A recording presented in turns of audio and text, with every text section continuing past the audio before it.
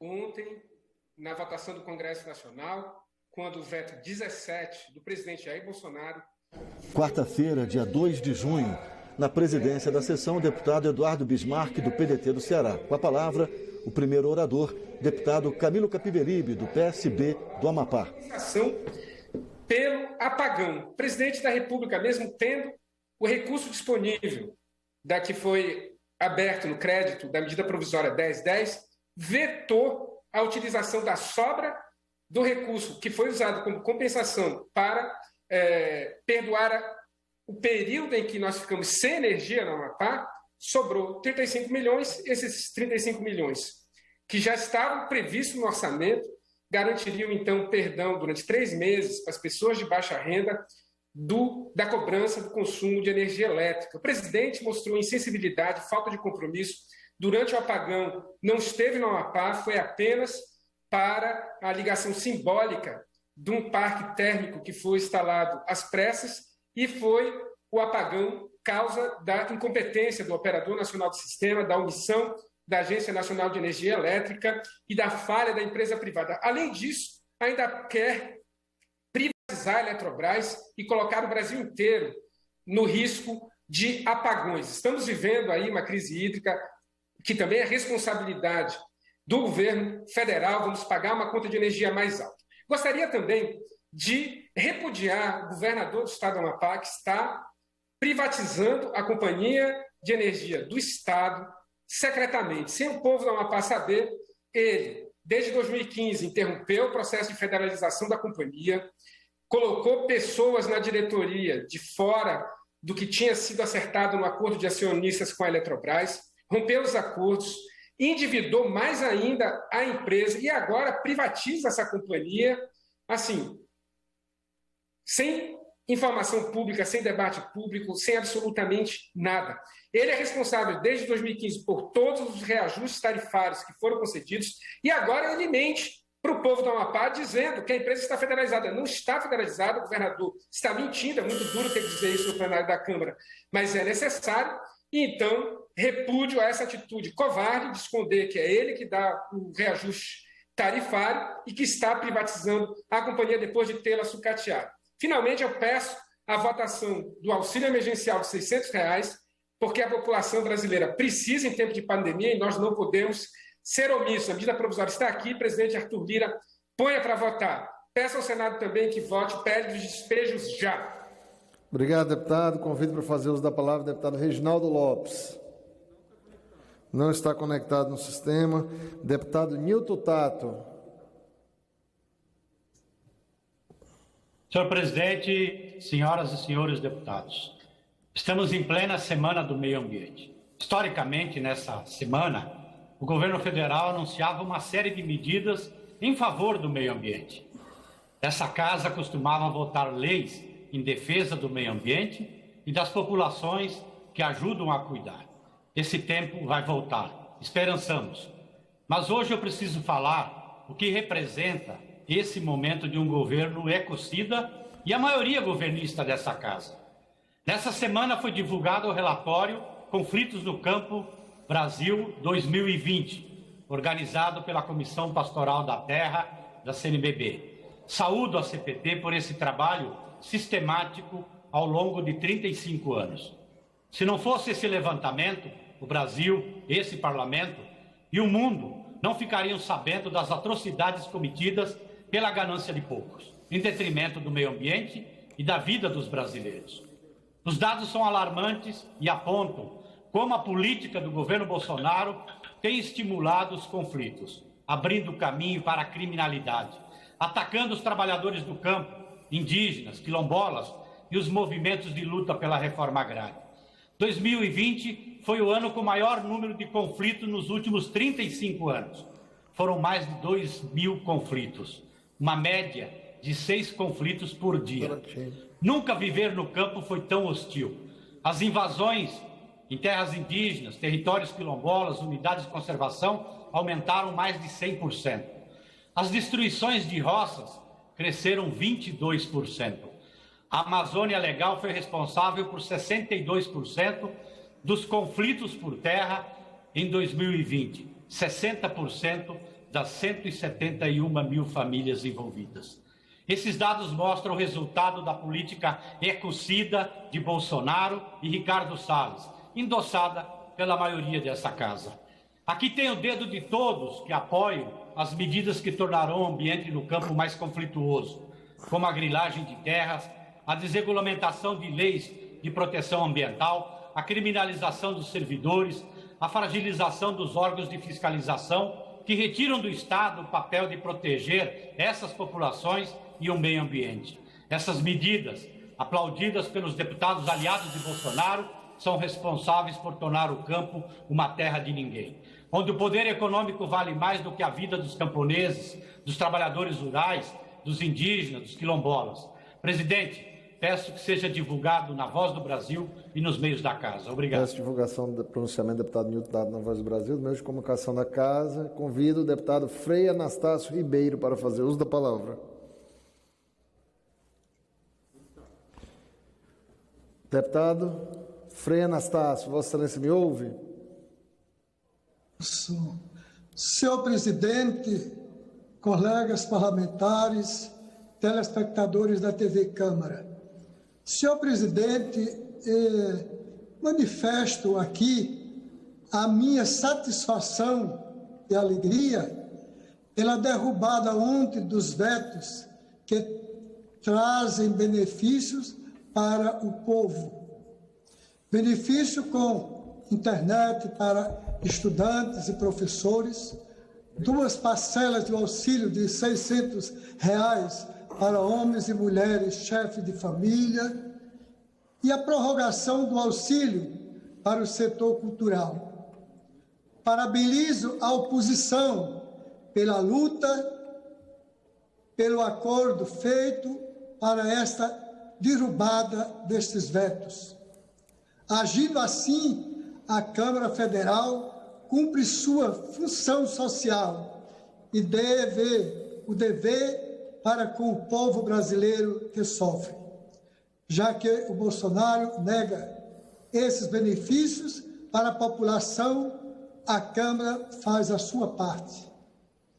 Senhor presidente, é lamentável saber que o governo Bolsonaro a cada ano vai acabando com as pesquisas em nosso país.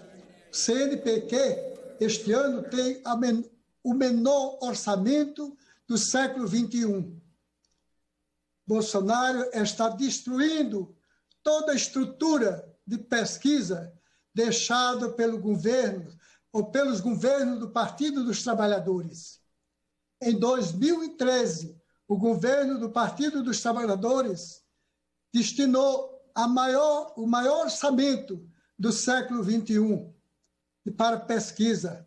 Foram 3,13 bilhões de reais. Mas como Bolsonaro, o Brasil tem o menor orçamento do século para pesquisa científica. Isso tudo está sucateado. Enquanto o número de pesquisadores aumentou quase 100%, Bolsonaro adota o menor orçamento dos últimos 21 anos. Senhor presidente, também quero parabenizar a Comissão Pastoral da Terra pelo lançamento do caderno Conflitos do Campo. Trabalho árduo, mas um trabalho importante que é feito há anos pela Comissão Pastoral da Terra, para mostrar ao Brasil, mostrar ao mundo mostrar os conflitos que acontecem no campo do Brasil. Questão da água. Obrigado, deputado. Convido para fazer uso da palavra o deputado Helder Salomão, no sistema.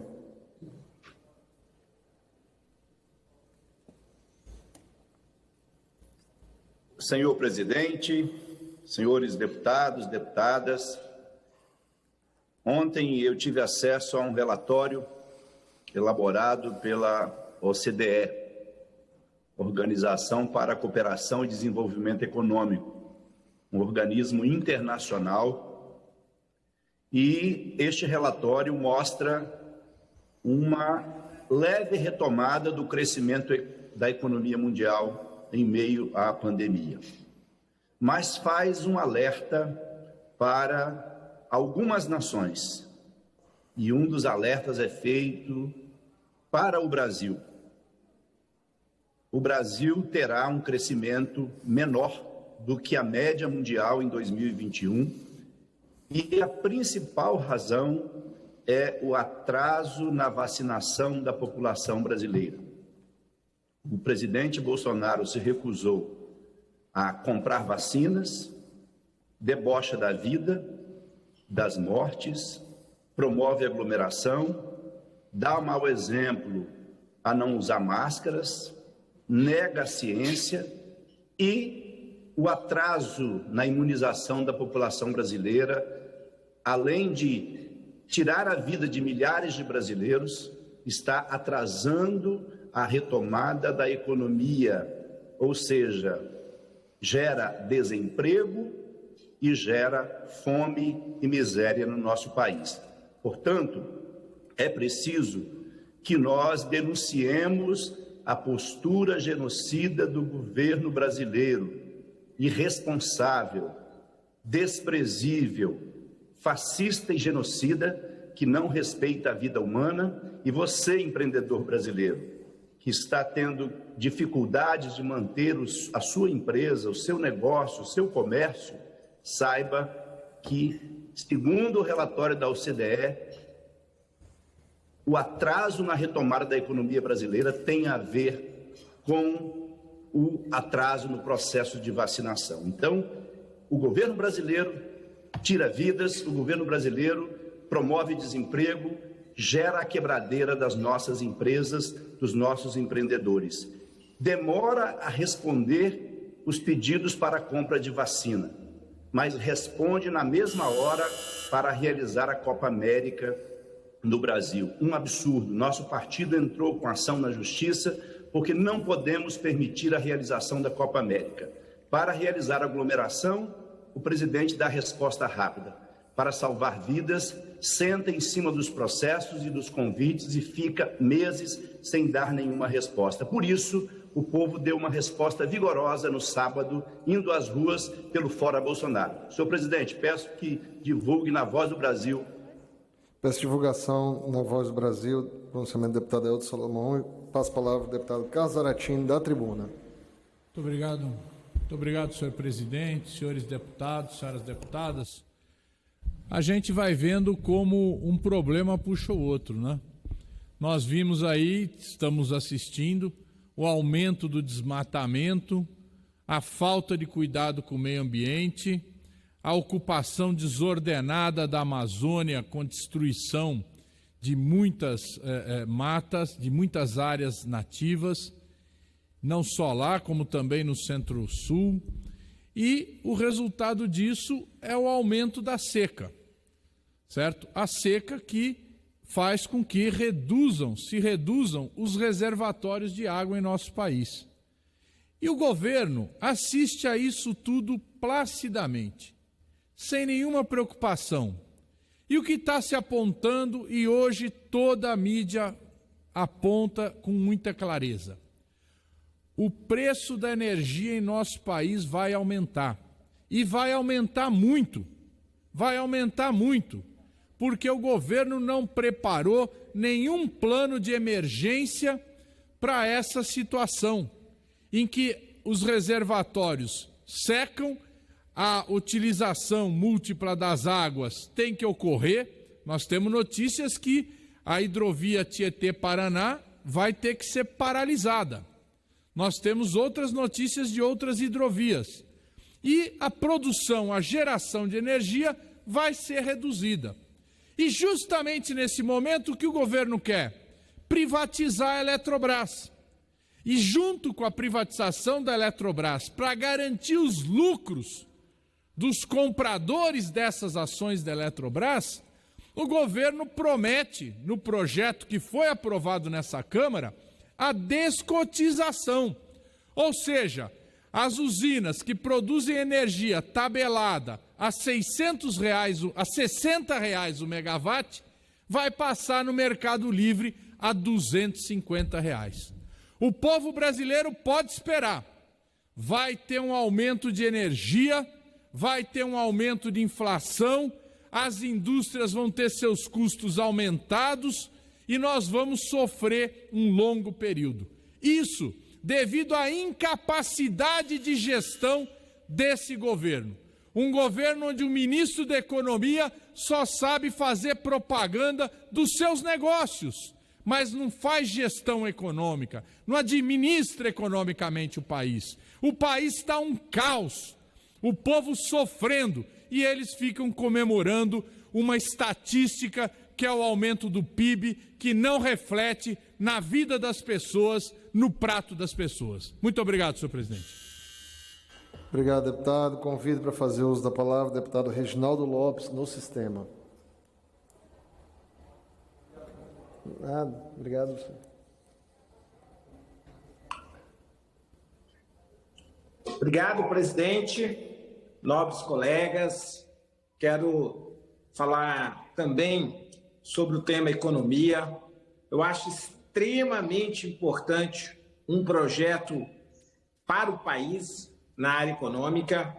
Esse governo, ele é genocida em relação às vidas do povo brasileiro e ele também é um genocida do ponto de vista da economia. Esse resultado do PIBinho de crescimento desse trimestre não reflete melhorias na qualidade de vida do povo brasileiro. Pelo contrário, os países em desenvolvimento estão crescendo e o Brasil está pagando um preço muito caro pelo negacionismo, por não ter feito os acordos comerciais no tempo correto com as farmacêuticas para garantir vacina no braço do povo brasileiro. E hoje está pagando um preço muito caro de não garantir a todos os setores da economia brasileira o mínimo de previsibilidade. Não garantiu no ano passado, por exemplo, aos trabalhadores formais, às micro e pequenas empresas, e nesse ano de 2021, que ainda não superamos a pandemia por incompetência do governo Jair Bolsonaro, a população pede socorro. Estamos vivendo uma grande carestia, o Brasil está perdendo a sua infraestrutura, porque não tem sequer um projeto de obras públicas para manutenção da nossa infraestrutura e também não tem ações focadas em alguns setores que precisam de apoio, por exemplo, as nossas micro e pequenas empresas, que são geradoras de 70% dos empregos no Brasil.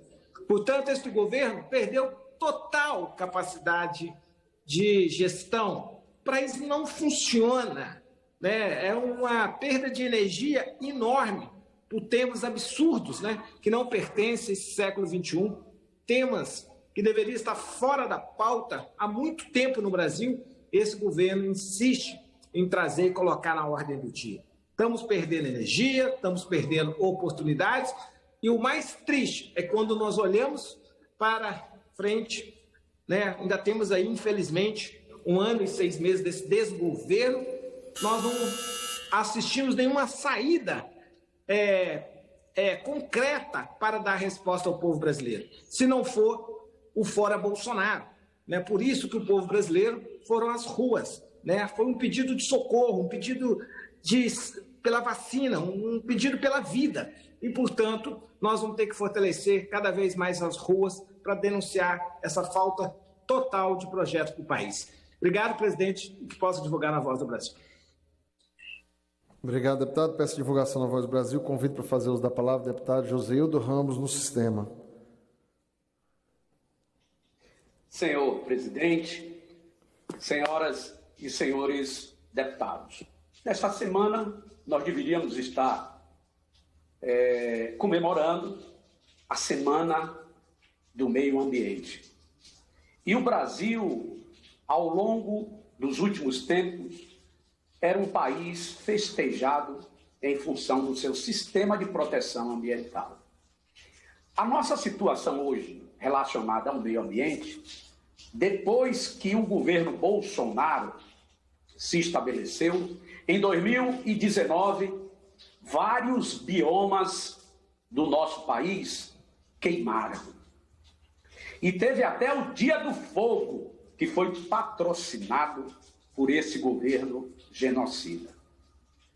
Pois bem, o desmatamento no ano passado, em plena pandemia, 2020, e agora, nos primeiros meses, no primeiro semestre de 2021, o desmatamento assume patamares que, historicamente, a gente vem quebrando os recordes.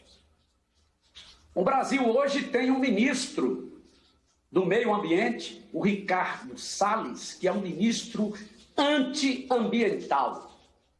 Está acusado de se organizar junto com madeireiros ilegais, está facilitando o contrabando de madeira, virou as costas para a maior apreensão de madeira de lei a partir da Operação Androanthus, que é o nome científico do IP, a madeira das mais cobiçadas aqui em nosso país, que estava sendo tirada de terras griladas ou de terras do Estado ou de terras de preservação permanente. Hoje, o meio ambiente brasileiro arde. Hoje, o desmatamento graça de norte a sul, de leste a oeste deste país, e a nossa Câmara de Deputados não instala a CPI do desmatamento. O Salles é um criminoso. O Eduardo Bin, presidente do IBAMA, juntamente com toda a cúpula do IBAMA, foi afastada para o bem daqueles que querem um ambiente preservado. Mas logo, logo, eles estarão livres para continuar acabando com as expectativas extraordinárias que esse país tem de preservação e de ser exemplo para todo mundo. Portanto, nada temos a comemorar. Fora Bolsonaro. Com a palavra da tribuna, deputado Coronel Tadeu. Obrigado, senhor presidente. Hoje eu faço um alerta para todos os deputados sobre a medida provisória 1034. Essa medida provisória, ela beneficia as pessoas com deficiência a comprarem os seus veículos com isenção de IPI. E nós estamos avançando nesse tema. O relator Moses Rodrigues está fazendo um belo trabalho e, se Deus quiser e Ele quer, e Ele vai permitir que essa Câmara dos Deputados faça esse gesto de humanidade com as pessoas com deficiência. Ter a oportunidade de ter um meio de transporte bom e seguro, que ela possa comprar, que ela possa adquirir. Está sendo elevado de 70 para 170 mil, 170 mil é por minha conta, que eu espero que chegue nesse valor, 170 mil para que possa se comprar um veículo bom, porque às vezes não é só a pessoa com deficiência que precisa ser transportada, às vezes é uma família, e é uma família que precisa estar dentro desse carro, junto com malas, com cadeira de rodas e outros equipamentos. Portanto, o relator Moses Rodrigues está fazendo um belo trabalho e eu tenho certeza que ele será sensível nesse momento que a gente dá essa oportunidade ao parlamento e ao governo também de poder decidir sobre esse tema tão caro às pessoas com deficiências. Nós estamos falando de dignidade humana, nós estamos falando de segurança para essas pessoas. Não podemos negligenciar num tema tão importante para o nosso país. Queria destacar e também pedir aos governadores de todo o país que façam a sua parte. Reduzam o IPVA desses veículos, reduzam o ICMS e, se possível, zerem esse imposto. É uma pequena parcela da sociedade que precisa da nossa ajuda, que precisa dessa ajuda política. Então, governadores, não sejam mesquinhos com o ICMS, não sejam mesquinhos com o IPVA. Façam também esse gesto em cada estado desse Brasil. Lembrem-se dessas pessoas que precisam se locomover, que já têm a sua dificuldade, não coloquem mais barreiras para essas pessoas. Abram de verdade essa possibilidade de eles terem um carro novo, um carro zero, com isenção de IPI, que o governo e esse parlamento vai permitir, e também com o ICMS e com o IPVA. Obrigado, presidente. Obrigado, deputado. Convido para fazer uso da palavra a deputada professora Rosaneide, no sistema. Senhor presidente, demais pares que nos acompanham nessa sessão de comunicados, quero dizer que fico muito entristecida quando vejo o governo comemorando um aumentozinho do PIB e quando ele faz análise, quando qualquer um de nós fazemos essas análises, percebemos que aquele que exporta em dólar e que está ganhando e está lucrando muito com o dólar nas alturas, está muito feliz, porque cada vez ganhando mais em detrimento dos mais pobres, que cada vez recebem menos. Nós tivemos em torno de 40% de aumento nos combustíveis, e os combustíveis acabam regulando parte dos demais preços, especialmente o preço do supermercado, da cesta de alimentos, que faz com que o povo brasileiro se afaste cada vez mais da possibilidade de ter 3 refeições e alimentar-se dignamente. Então, quando alguém entra no supermercado, que vê o preço do óleo, do arroz, do feijão e da carne, a comida básica do nosso povo, e vê o preço do combustível, que faz com que todos os dias tenhamos novos preços, e o governo não se preocupa com nada disso. Se o dólar está alto e alguém está ganhando com isso, o governo está satisfeito. Então, nesse sentido, é um dia, claro que eu quero o equilíbrio da balança comercial brasileira. Claro que eu gostaria de ver a indústria brasileira em melhores patamares, para que produzisse emprego e renda em nosso país. Infelizmente, não temos nada a comemorar, a não ser o fosso que está distanciando cada vez mais aqueles que têm mais do que aqueles que têm menos. Gostaria também de me ater à questão da Semana do Meio Ambiente, de dizer que o conceito que o Papa Francisco nos orienta de cuidar melhor da casa comum, dizer que o Brasil tem uma bela casa comum, uma casa cheia de jardins, uma casa cheia de recursos naturais.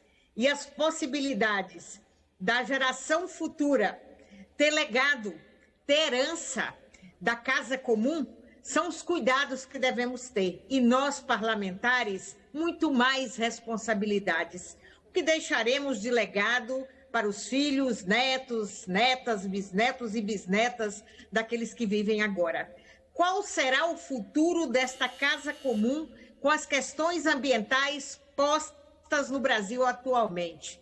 Com a gestão ambiental que temos no país. Então, na Semana do Meio Ambiente, amanhã é dia da educação ambiental e, como professora, convido a todos e a todas, vamos nos dedicar no feriado de amanhã sobre as questões ambientais no Brasil.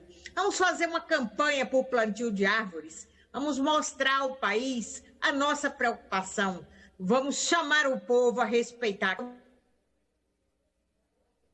Obrigado, deputado. Convido para fazer uso da palavra o deputado Valmir Assunção. Senhor presidente, senhores e senhoras deputados, deputadas, nessa tarde quero trazer um assunto aqui importante, que é sobre o Ministério do Meio Ambiente, que tem à frente o Ricardo Salles, que a Polícia Federal já fez busca e apreensão na sua casa, que já teve exonerações de assessores. Todos nós sabemos que a tese desse ministro é destruir o meio ambiente. Nós, enquanto deputados federais, não podemos ser coniventes com a destruição do meio ambiente no Brasil. Bolsonaro é conivente, porque Bolsonaro é o presidente da República, já deveria ter exonerado o ministro Ricardo Salles, que está envolvido em denúncia de corrupção nós não podemos deixar passar esse momento sem criar e instalar uma CPI para investigar o crime ambiental no Brasil. É urgente nós, enquanto parlamentares, cumprir a nossa função, porque vocês imaginem um ministro que destrói o meio ambiente, que está sendo acusado, denunciado por exportação de madeiras ilegais, está sendo acusado por corrupção, e esse cidadão ainda continua sendo ministro. Nós não podemos, de forma nenhuma, enquanto parlamentar, achar que nós estamos cumprindo a nossa função. Por isso, é preciso, é urgente a CPI, é urgente. Bolsonaro não exonera o Ricardo Salles. Nós precisamos utilizar a força do parlamento brasileiro para defender o meio ambiente, para defender a natureza, para defender o nosso país. Essa tem que ser a nossa função. Por isso eu espero que o mais rápido possível nós possamos instalar a CPI que vai investigar os crimes ambientais no nosso país. Aí vai ficar evidente a incapacidade, vai ficar evidente a incapacidade do governo Bolsonaro. Esse governo que destrói tudo, destrói emprego, destrói o meio ambiente, destrói o nosso país, destrói o sonho.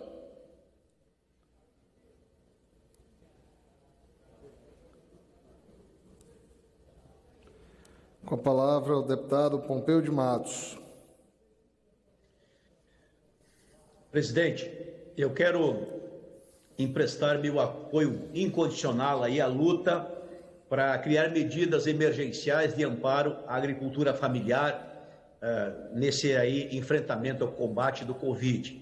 Com financiamento, concessão de recursos automático, de benefício, de garantia ao Plano Safra, enfim, programa emergencial, enfim, uma série de ações que nós precisamos. Por exemplo, presidente, fomento emergencial, uma parcela de R$ 2.500 para cada agricultor familiar, sendo mulher, chefe de família, chefe da agricultura familiar, R$ 3.000.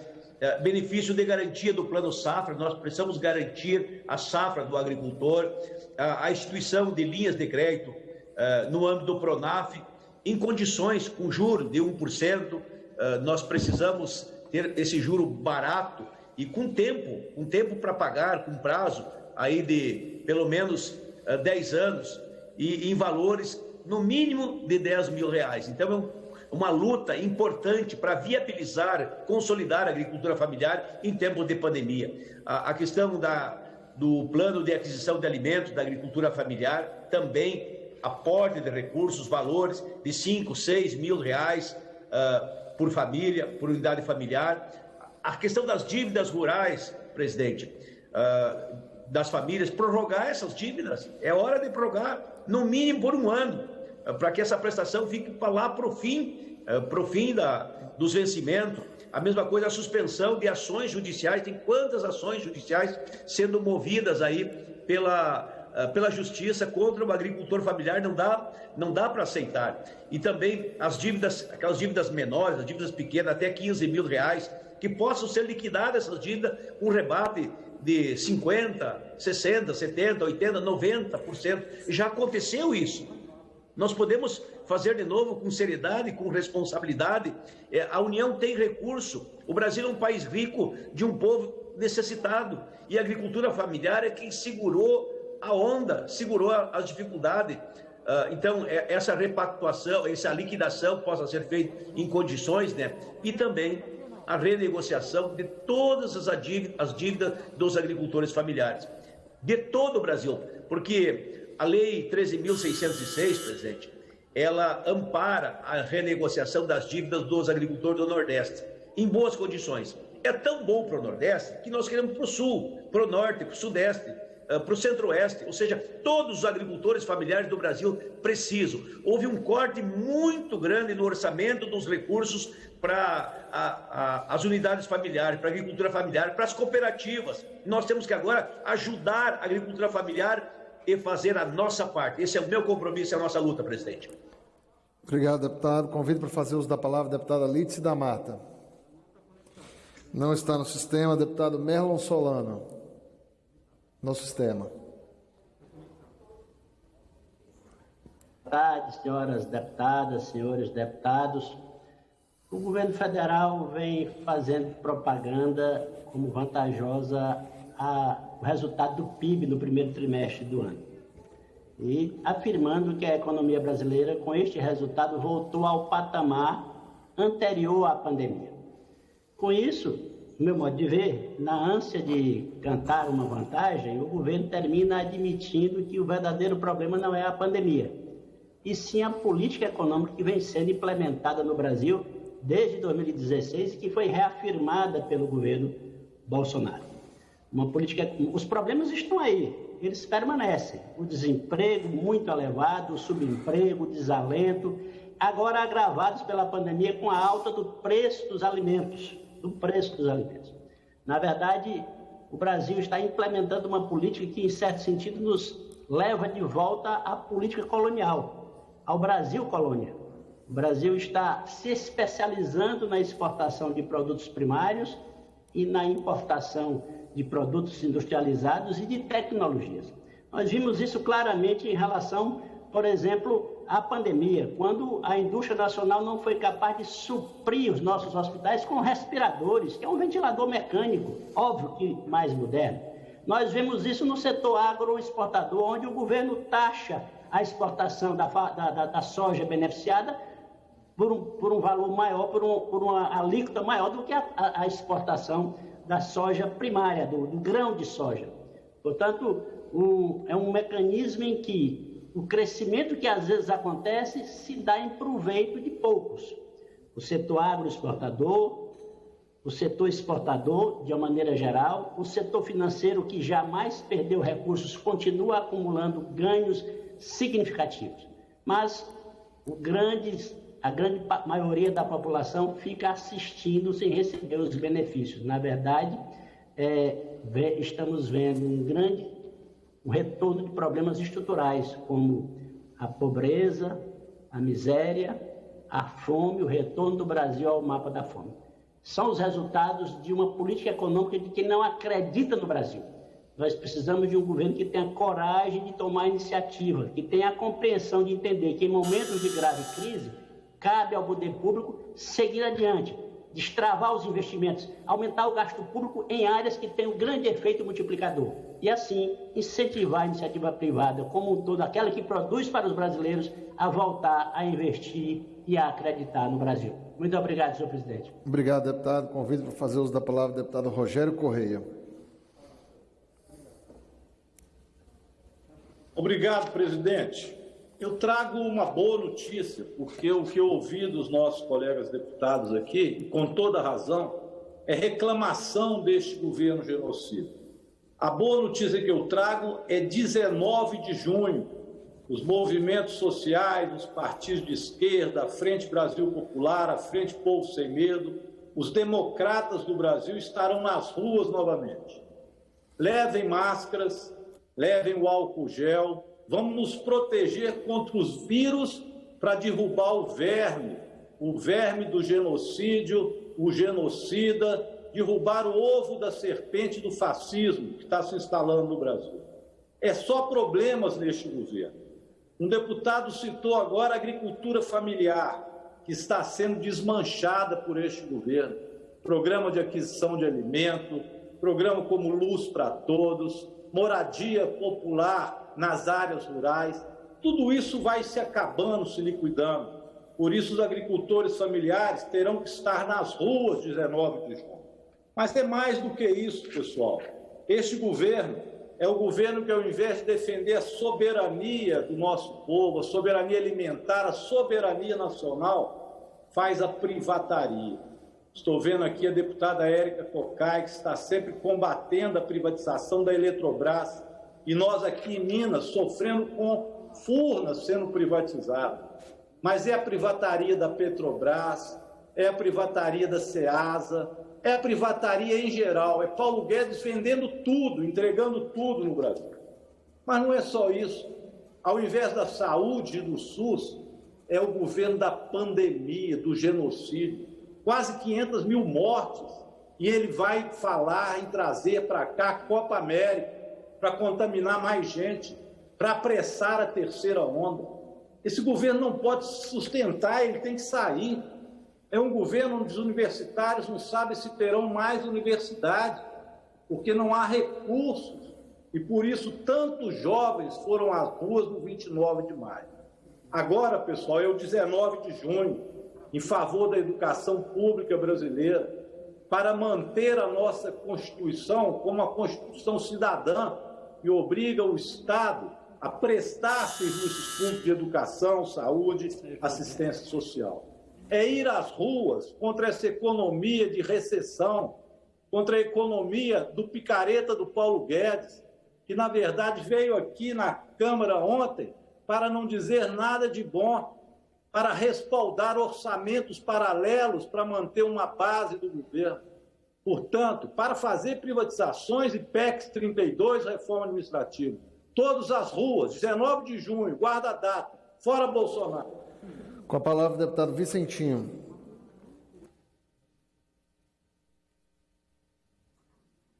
Senhor presidente, senhoras e senhores, leio neste momento um pedaço de um artigo que o Frei Beto, meu compadre, escreveu.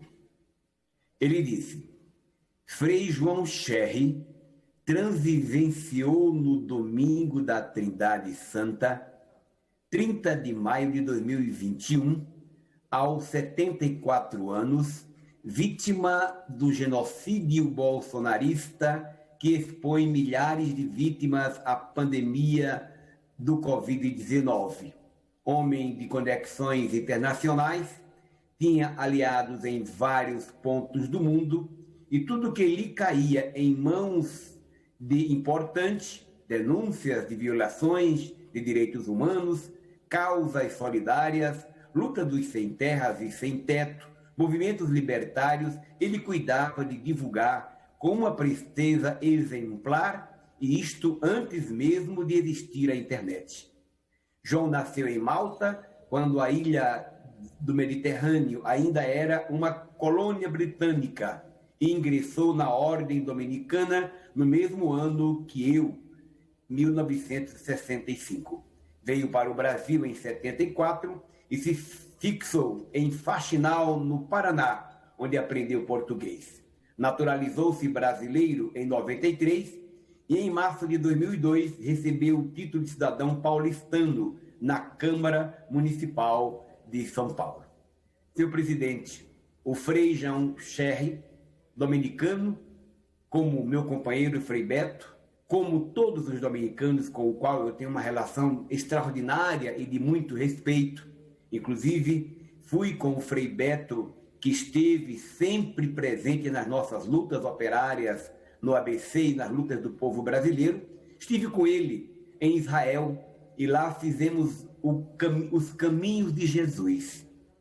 E esse livro que o Frei Beto construiu a partir dessa viagem, chamado Entre Todos os Homens, falava de Jesus Cristo, homem entre nós.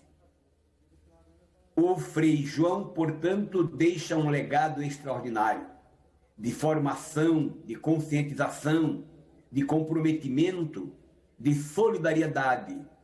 Eu tenho no Frei João um carinho extraordinário, porque foi com ele que eu aprendi os primeiros passos, inclusive extraindo da Bíblia as mensagens que significavam a luta pela liberdade, pela justiça e por direitos. Frei João, portanto, mais uma vítima do Covid, mais uma vítima da irresponsabilidade do Bolsonaro, está indo para o céu. Que Deus conforte a sua família e o acolha em sua plena graça. Comunidade dominicana, meu fraterno e solidário abraço. Obrigado, presidente. Obrigado. Deputada Érica Cocai, com a palavra. Diz que não tem limites para o desprezo de Jair Bolsonaro ao povo brasileiro. Não tem limites. Não tem limites.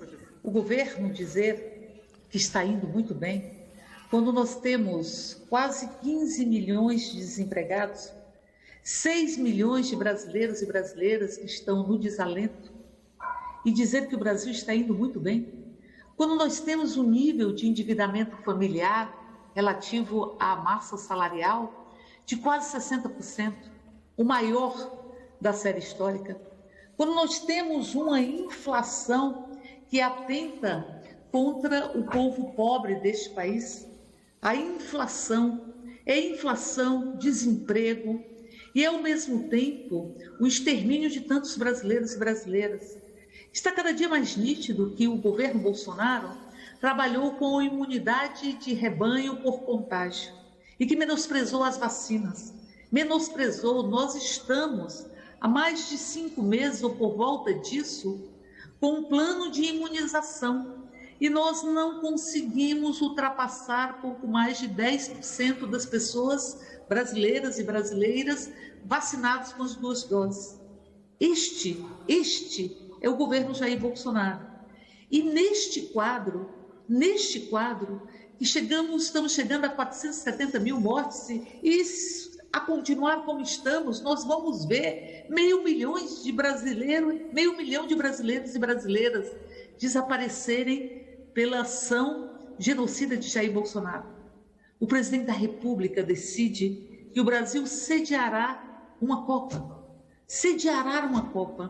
Ou seja, não tem limites para o cinismo, não tem limites para o desprezo de Jair Bolsonaro para com o povo brasileiro, não se sensibiliza com a dor do povo brasileiro, não apresenta uma única proposta para poder resgatar as cadeias produtivas, não há projeto de desenvolvimento nacional, ao contrário, entrega a nossa Eletrobras, quer entregar os Correios, quer entregar a Eletrobras, que é fundamental para a soberania energética, para a soberania nacional. E este governo é o governo que tem um criminoso no Ministério do Meio Ambiente, que está sendo investigado porque está associado ao contrabando, à extração e à expedição ilegal de madeiras no Brasil. Num país que de 2018 a 2020, as derrubadas das matas nativas cresceram 243%. A grilagem em unidades de conservação, 274%. O Brasil que cresce o desmatamento e o presidente da República se preocupa com... Obrigado, deputada. Convido para fazer uso da palavra o deputado Otávio Leite.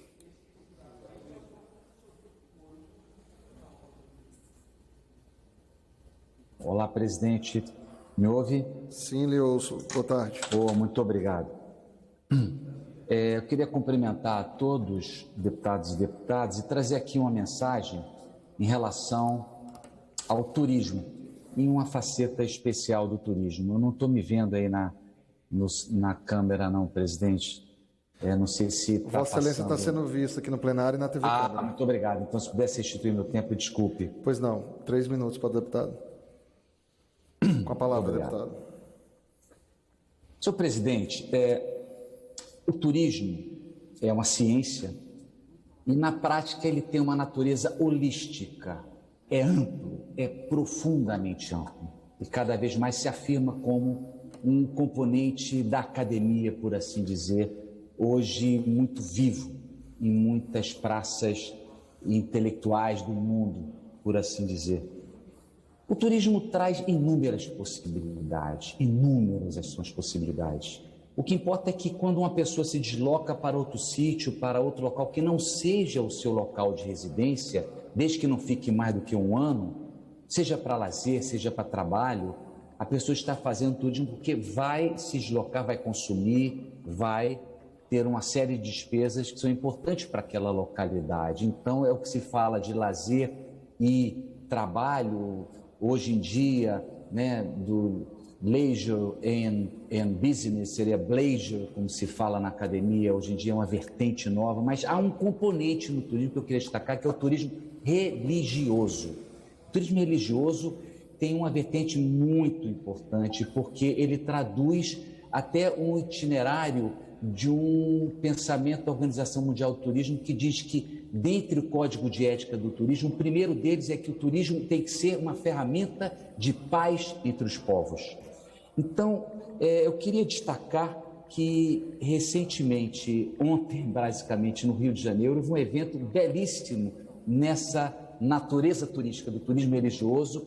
Foi ajustado um trabalho comum, um termo de cooperação entre o Convênio Birô do Rio de Janeiro e várias naturezas de turismo religioso, várias denominações religiosas, um termo de cooperação, né? Isso traz em si um componente de tolerância que hoje nós precisamos de mais na sociedade e precisamos no mundo. O turismo é um elemento que pode propulsionar isso. Então foi no Cristo Redentor, aliás, um fim de tarde belíssimo, e ali onde temos o santuário, que é organizado e dirigido pelo reitor Padre Omar, que vem fazendo um trabalho maravilhoso em termos de professar essa fé belíssima de prática da tolerância e de adesão às boas causas. Então, no Rio de Janeiro, que tem não apenas o Santuário Cristo Redentor, tem o Santuário de Fátima no Recreio dos Bandeirantes, tem Igreja da Penha, tem vários tantos, tem o Monumento ao Holocausto, tem várias questões de natureza religiosa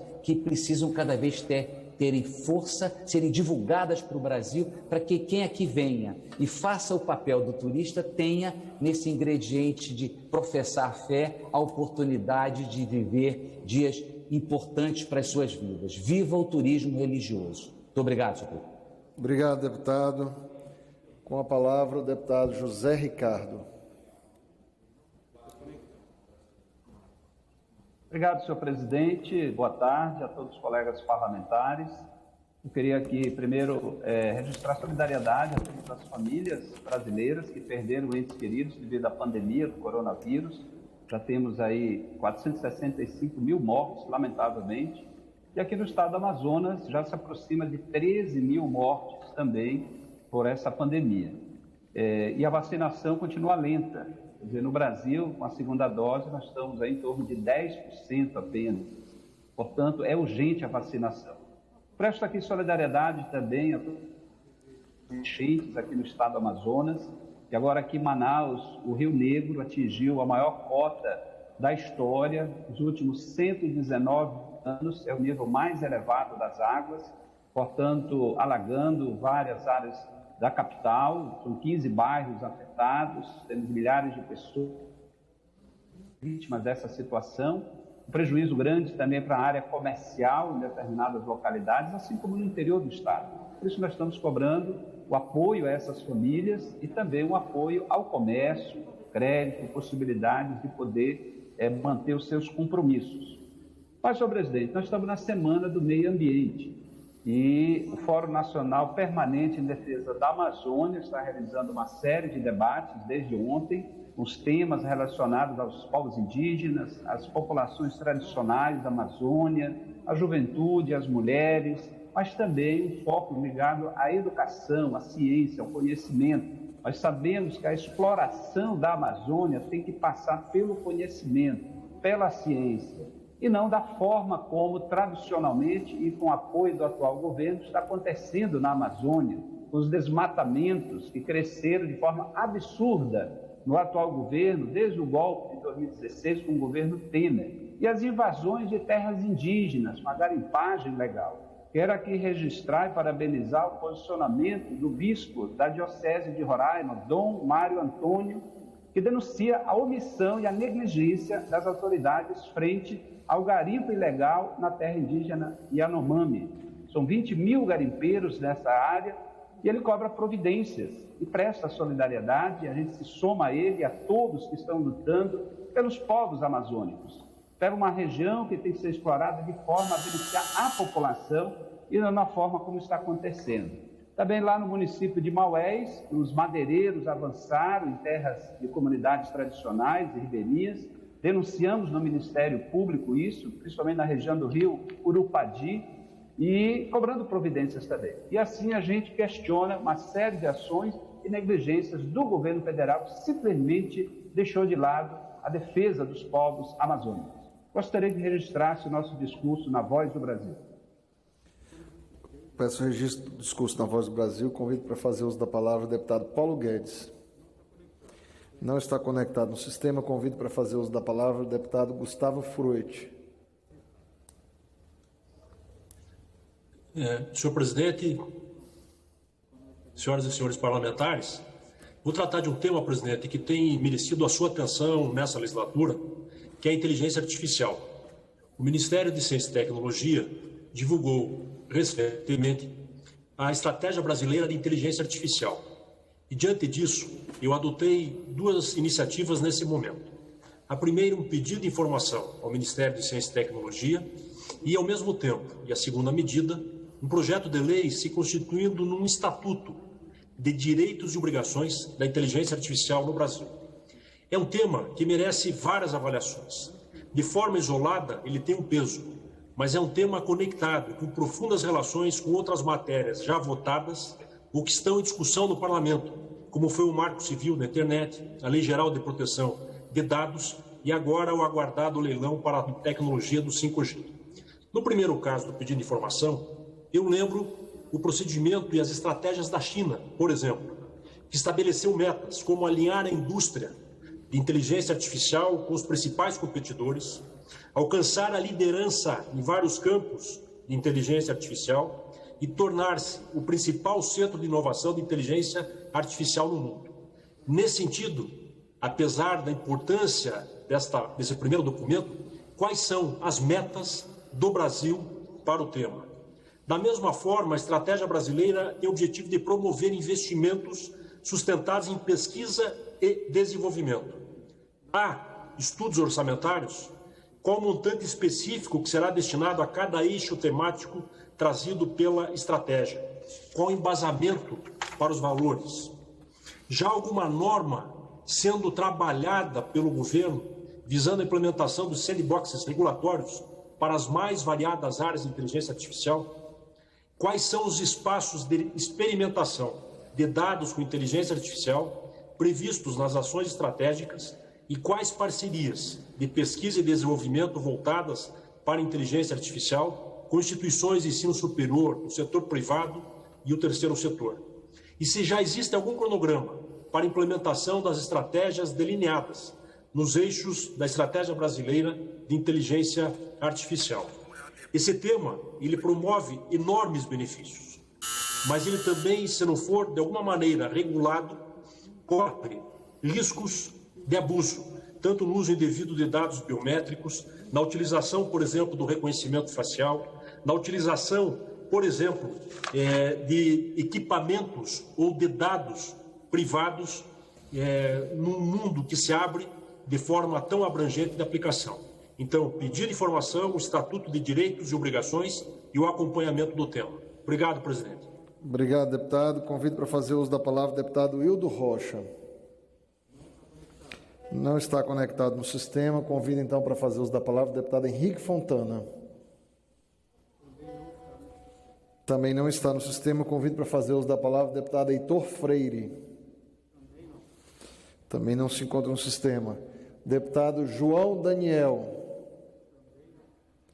Também não se encontra no sistema. Deputado Sidney Leite. Não se encontra. Perpétua Almeida. Não está no sistema. Deputado Célio Moura. Não. Deputada Luísa Erundina, no sistema. Vossa Excelência tem a palavra, deputada Luísa. Senhor presidente, senhores parlamentares, eu quero aproveitar esse breve tempo de fala para manifestar minha revolta, minha indignação diante de mais um crime do presidente genocida. Aceitar sediar no Brasil a Copa América é nada mais, nada menos do que contribuir para aumentar o número de vítimas fatais do Covid-19 e a repercussão disso na vida do povo brasileiro. Senhor presidente, esse presidente acha pouco, senhor presidente da casa, que quase 500 mil de brasileiros e brasileiras perderam a vida nesse último ano e meio de pandemia no Brasil por descaso e irresponsabilidade deste presidente, que não tem apelo pela vida humana, nem muito menos consciência do seu papel, da sua responsabilidade com o bem-estar do seu povo, da vida do seu povo, senhor presidente. Enquanto isso, 5 países se recusaram a sediar a Copa América, exatamente pelas razões que temos a apresentar contra essa decisão de um presidente irresponsável. O Chile, a Argentina, o Equador, a Colômbia, o Uruguai, o Paraguai, são países que se recusaram a sediar essa Copa exatamente diante da gravidade da crise sanitária que ocorre também nesse país. Enquanto isso, o Brasil tem no mínimo 3 novas variantes do vírus circulando pelo país afora. E enquanto isso, o presidente não providenciou, nem está interessado em garantir a imunização de todos os brasileiros e brasileiras. Apenas 10% receberam a segunda dose da vacina, senhor presidente. Enquanto isso, em 5 cidades do país vão ocorrer jogos dessa Copa, o que vai significar aglomeração, juntamento de pessoas, mais circulação de um vírus que já atingiu 17 milhões de brasileiros contaminados pela Covid-19. O que quer esse presidente? Quer mais mortes? Não acha suficiente a quantidade de vítimas fatais desse vírus? Obrigado, deputado. Convido para fazer uso da palavra a deputada Benedita da Silva. Não está conectado no sistema. Convido o deputado Leonardo Monteiro. Deputado Leonardo Gadelha. Deputado professor Israel Batista. Deputado Zé Neto. Deputado Roberto de Lucena. Neucimar Fraga. Deputado Pedro Xay, vejo conectado aqui. Vossa Excelência tem a palavra, deputado. Senhor presidente, senhores e senhoras deputados, deputadas, vamos falar de pandemia e de governo Bolsonaro. Numa semana de meio ambiente, no sábado, Dia Mundial do Meio Ambiente, onde ao meio-dia vamos simbolicamente plantar árvores no mundo inteiro. A origem da Covid-19 é a origem do desequilíbrio ambiental. No Brasil, se soma 2 tragédias. A tragédia ambiental do desmatamento, das queimadas, de um ministro criminoso que fomenta o desmatamento, que fomenta e prolifera as queimadas, a grilagem de terra, o desmonte ambiental brasileiro. Um governo que libera mais de 900 agrotóxicos, venenos, neste país, contaminando as águas, o solo e o alimento. Junto com essa tragédia ambiental, tragédia do veneno e dos agrotóxicos, nesse momento atual, em plena pandemia, a tragédia do genocídio humano, da forma criminosa com que o governo enfrenta a crise sanitária. Como que o governo enfrenta? Proliferando o vírus, proliferando a morte, quando nega a ciência e prolifera tratamento precoce, sem efeito positivo, com efeito negativo. Prolifera as mortes nesse país com o uso da máscara, e a não compra de vacina. Por isso que nós criamos uma associação nacional em apoio e defesa das vítimas da Covid-19. Por isso que estamos espalhando para todos os estados da federação para defender a vida e a justiça do nosso povo. Vamos construir no Paraná, hoje à noite aqui em Santa Catarina, para defender o nosso povo, defender a vida e fazer justiça com as vítimas da Covid-19. Por isso, a CPI da Covid precisa denunciar o crime de responsabilidade do presidente Jair Bolsonaro para que os mais de 460 mil famílias que perderam seus filhos ou seus pais, seus familiares, possam buscar a reparação, não só judicial, não só política, mas o direito à memória, o direito à história das vítimas da Covid-19. Na Semana do Meio Ambiente, denunciar Jair Bolsonaro pela tragédia sanitária. Obrigado, deputado. Convido para fazer uso da palavra o deputado Fábio Tradi. Não está conectado. Deputado Odorico Monteiro. Não está conectado. Deputada Alice Portugal. Deputado Irã Gonçalves. Deputado Daniel Almeida.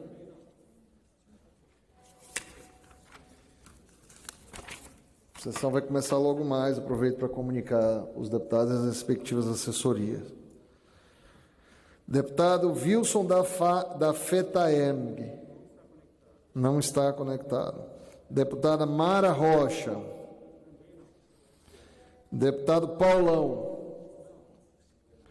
Deputada Jandira Fegali. Deputado General Girão. Deputado Padre João.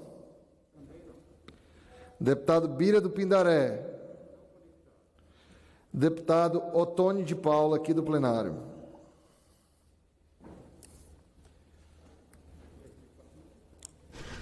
Como nós já estamos chegando próximo ao final da lista dos inscritos no breves comunicados, aqueles que desejam podem fazer as inscrições ainda. Na tribuna, deputado Otônio de Paula. Subo a essa tribuna para manifestar a minha total solidariedade à apresentadora do SBT, Patrícia Abravanel. Patrícia, senhores deputados, senhor presidente, quem nos acompanha pela TV Câmara, foi vítima da cultura do cancelamento. Tudo isso porque Patrícia Abravanel defendeu dois atores, Caio Castro e Rafa, quando eles publicaram um vídeo de 2017 do pastor Cláudio Duarte, onde o pastor Cláudio Duarte, em uma entrevista à Rede TV, disse não concordar com as uniões homoafetivas, porém respeita qualquer união, seja ela homoafetiva ou heterossexual. Bem, bastou Patrícia Abravanel pedir ao movimento LGBTI calma, porque a sociedade tem as suas diferenças, que o movimento se organizou para fazer a cultura do cancelamento contra Patrícia Abravanel. Mas ora, senhor presidente, ora, povo brasileiro, o que cada grupo social quer e deseja não é o respeito. Respeito não significa concordar. Por exemplo, você pode não concordar com a minha fé religiosa, mas você precisa respeitá-la ou me respeitar. Eu preciso respeitar a sua escolha de fé também. Respeito é o que nós precisamos. Mas o que o movimento LGBTI quer não é o respeito somente. Eles querem impor as suas agendas com o perfil de grupos minoritários, sim, com o perfil de grupos perseguidos. Mas que grupo minoritário é o movimento LGBTI que consegue manipular a imprensa, que consegue manipular universidades, escolas, que consegue influenciar o parlamento? Que grupo minoritário é este que consegue manipular tanto a sociedade e, inclusive, fazendo com que governos municipais e estaduais levantem as suas bandeiras? Senhor presidente, eu estou nessa tribuna para manifestar apoio a Patrícia Abravanel e dizer: respeito sim, imposição não. Nós ainda somos a família brasileira.